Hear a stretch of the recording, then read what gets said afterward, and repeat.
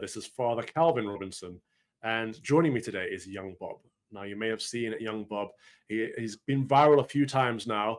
He's out there with people in Speaker's Corner in Hyde Park in London, proclaiming the name of our Lord and Savior, Jesus Christ, loudly and proudly, as they say, unashamedly, and taking some stick for it. Let me show you a brief video before we introduce Young Bob of how I first came across him.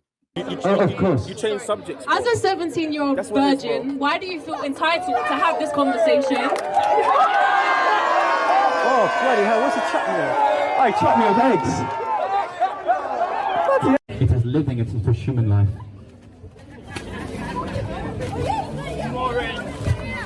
Assault on camera, buddy. Bloody coward, you ideological incel. No, it's living, it's not a human life. You see the distinction there? A pig is living, but it's not a human life.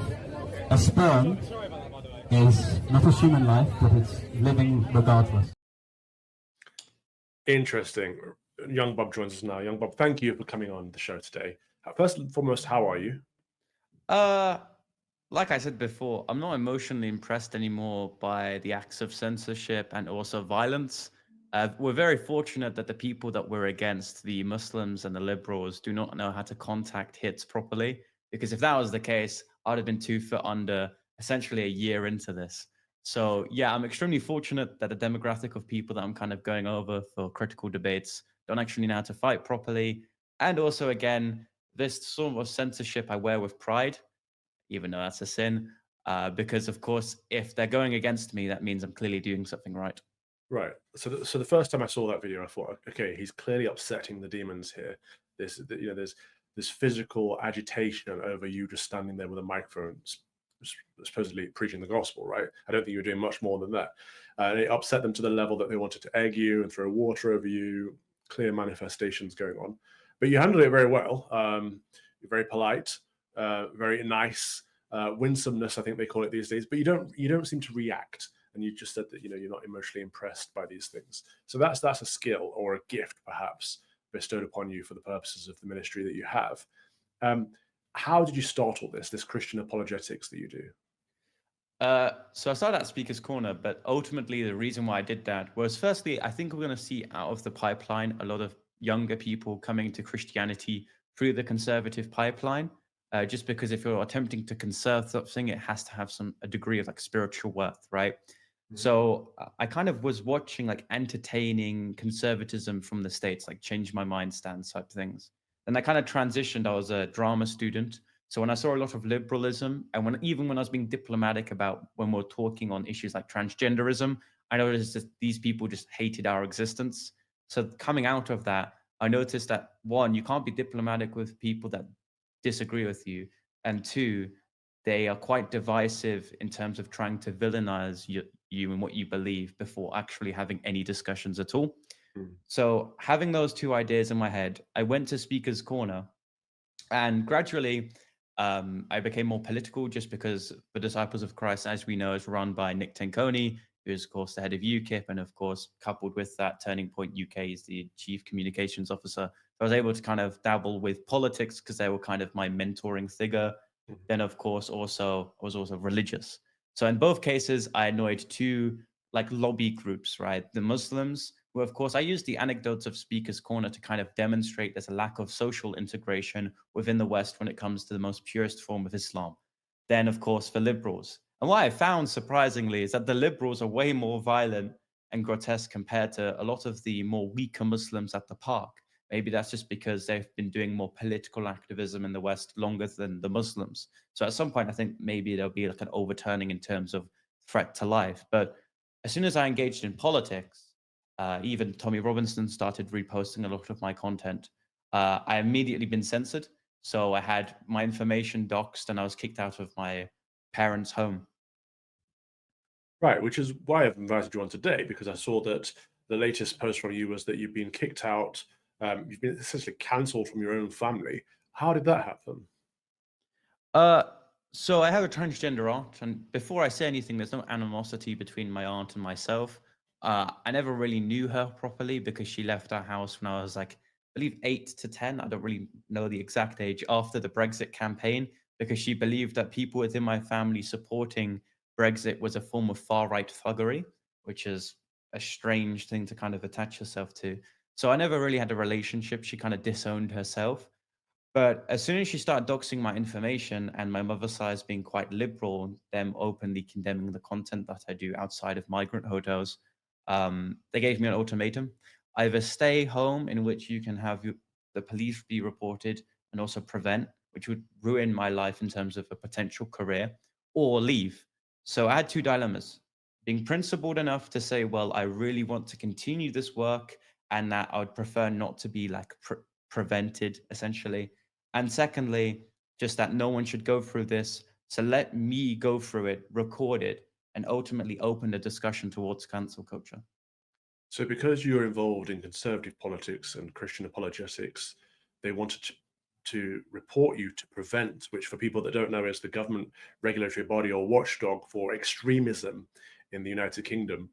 So they see you as an extremist. Your aunt, who pretends to be your uncle, and your liberal mother. Did you have any support within your family structure? No, none of them really particularly support. Like for the past 2 years, I started this when I was 15, right? Now 17.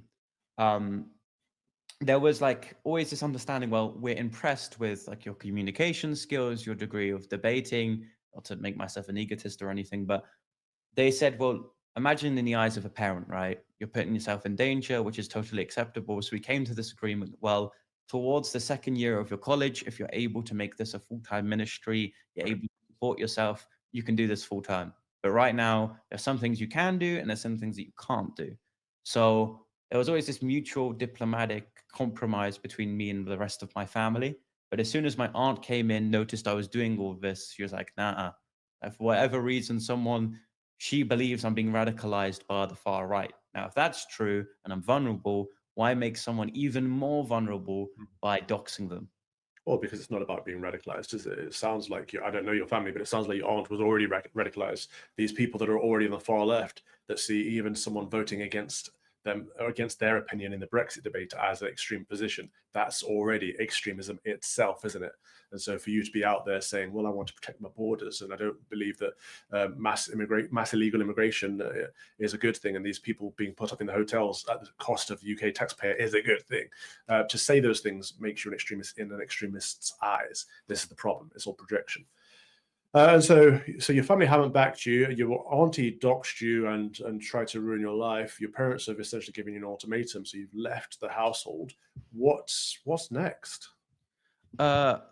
Essentially, like sofa surfing for a good while until I'm able to like stabilize some sort of income, which is incredibly difficult. Mhm. I mean, to be 17, frank with you, I'm working at McDonald's right now, which I can't get to because where I'm currently being housed is far from where I actually worked.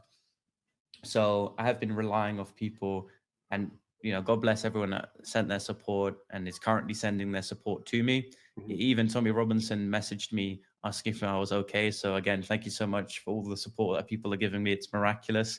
Kind of demonstrates that if you don't have a family in blood, you always have a family in the church, and even more broadly in conservatism, just because we actually believe in the family unit, whilst on the left, they want to destroy it.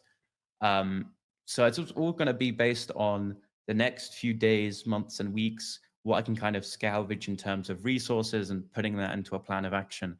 I'm not, because of course the help I've been receiving, going to be homeless in the way, well, I'm sleeping on an underpass.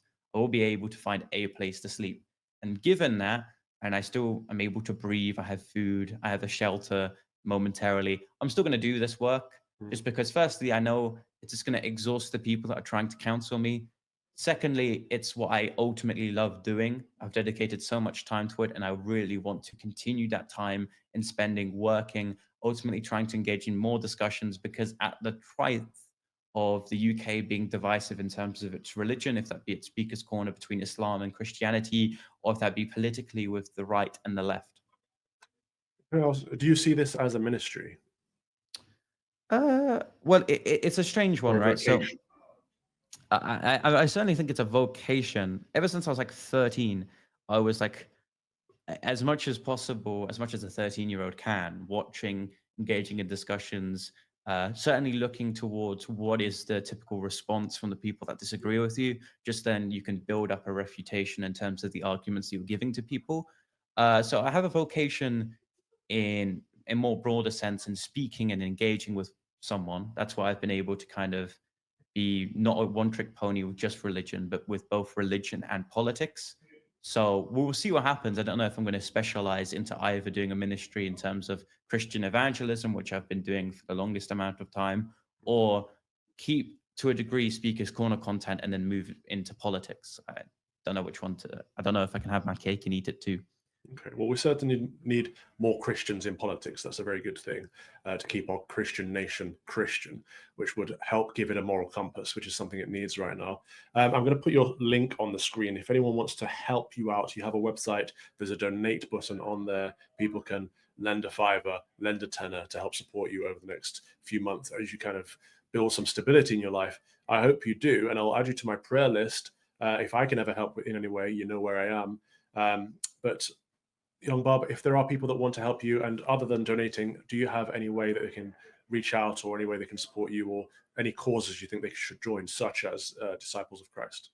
Yeah, join Disciples of Christ. I regularly do speeches there. I'm the youth ambassador for Turning Point UK, which means that I've kind of been sent in there to try to mimic the US model in terms of debating with people from my time at the corner. So certainly help us out there. If you just search up Young Bob on any social media, I should be there as well, so you can add me there. And if you want to DM me on Twitter, I'll probably respond. Or if you want to email me using the website link there, you can do that as well, and that will be in direct contact with me. Wonderful. Well, thank you very much for coming on today. Thank you for the hard work you put in, helping fight Marxism or liberalism, as you call it, and Mohammedanism. Very important causes. You are in our prayers. God bless you, Young Bob. Keep at it. Thank you so much.